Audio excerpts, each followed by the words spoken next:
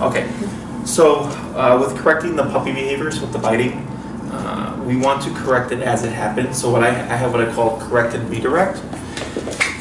Now there's going to be one drawback to this, is that when we do the correction, if it's not something he's exactly crazy for, you'll see his interest dip, and that's normal. Okay? So my first thing is, of course, correcting the behavior, which is the puppy biting. Oh, sorry, buddy. So here, when we do puppy biting stuff, like let's say I pet like this, right? And I'm petting him normally, and I like to kind of pet in the area of the face because that's what's going to provoke the puppy biting stuff. Come on. So I have this here. He already kind of has an idea of it because you see him step back there. So I might even like hold him. And I'm really keeping my hand in the zone of the nipping and the biting, so I'm petting around the mouth here. And I'll act normally. Come here. Oliver. What's this? What's this?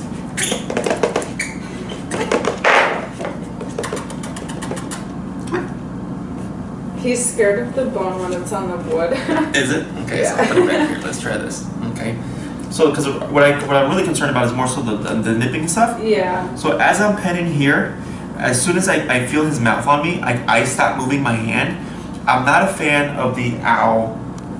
Okay. Like pull your hand away tactic. Yeah. Because for me, one, it doesn't work, or two, it actually makes it worse. Because when we draw our hand back, it can pull out prey drive. So then when I'm playing with the puppy, if he nips me and they go like this, he pursues it more. And then generally what people do is they do a lot of this pullback stuff, and then the puppy sees it, and then this becomes a game of chase. Right? So then they just keep nipping. So whenever they start nipping on or chewing on my hand, I allow it to happen. But then, so here, if there's a little bite there, a little bite here, and then I keep petting him. Okay? So right there, you're gonna see he's gonna get spooky, but I wanna keep him in the context. Because if I'm petting him, he puts his mouth on me, I do the pet corrector, and he spooks and runs away. He actually doesn't really learn what that was about. Right? So then he thinks, is it because I was next to Jesse and like he was petting me?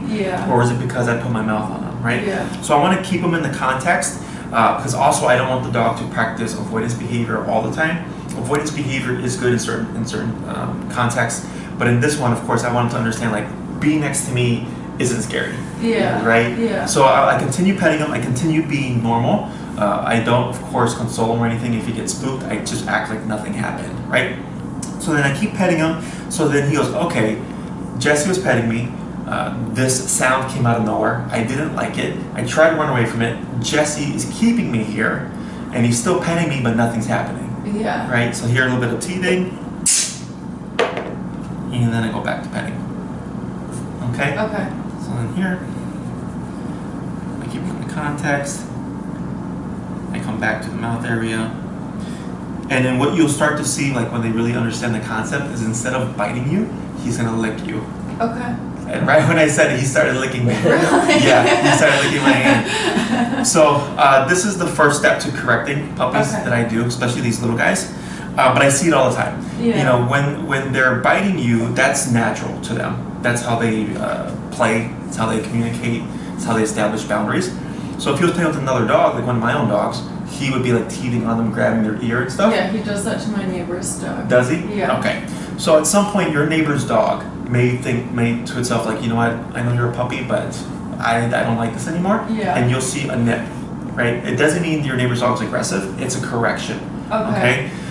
Now, ideally, I want to correct my puppy myself. I know some people are like, oh, I want my puppy to learn boundaries through other dogs because that's how dogs teach each other, and that is correct. But the problem with that is you don't know whether or not that dog has anger issues. Right? Because some dogs will correct, but they take it to an extreme. Right? Balanced dogs will do that quick little nip. He might whine, that's okay, but they won't, break skin or penetrate or cause bleeding. And others do, right? So if you know the dog's a balanced dog and you've seen see he's licking again, he's not biting. That you've seen correct, and they're like, he's never progressed or something like that, that's fine. But ideally, I want to correct myself, Okay, so then if I were to see Oliver getting maybe a little bit too out of hand, and maybe your neighbor's dog is like walking away, and Oliver keeps pursuing, that dog is not communicating like, I'm done with you, puppy, but he's not reading the signal. Okay. Right, so if he keeps pursuing, neighbor's dog goes like leave me alone, right? But you can also at the same time prevent that whole interaction by you just stepping in and saying that's enough of Oliver. Yeah. You don't need to play with the dog anymore. Yeah. Okay, so he has rules and boundaries.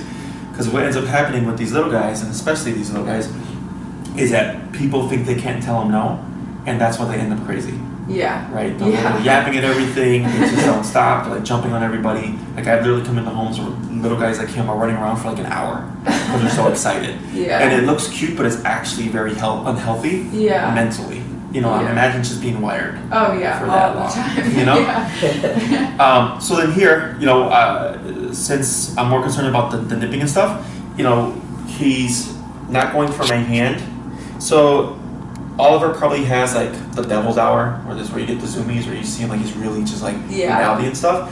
You want to kind of keep tabs on when that time is. Okay. And to just kind of have this on hand, right? Because what I don't want him to understand is if I keep this here on the TV, and then it's like 8 o'clock, you know, and then it's over there, and then he starts chewing and like jumping on you, and then you get up and you grab this, he sees it, he's gonna behave. Yeah. Right? So then he's gonna stop, but now we don't have anything to correct, right?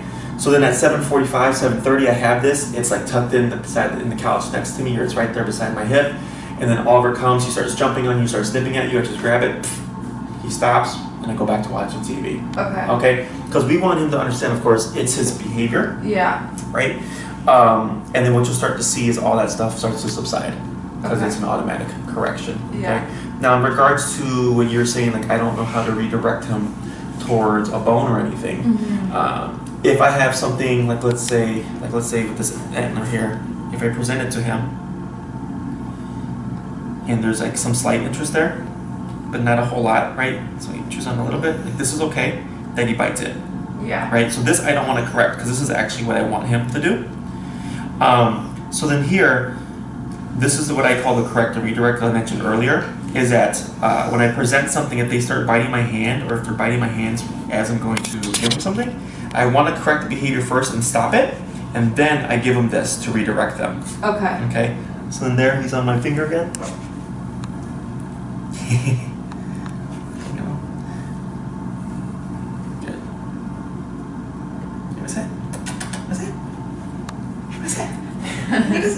Good. And then so like there might be like a bully stick or something that he might like more. Okay. Or even this is fine as well, right? Yeah. But if you're looking for something to be able to do an immediate reward of like, yes, don't bite my fingers, bite this instead, that's what I would use. Otherwise this works just fine. Okay? And the main thing is just stop biting me.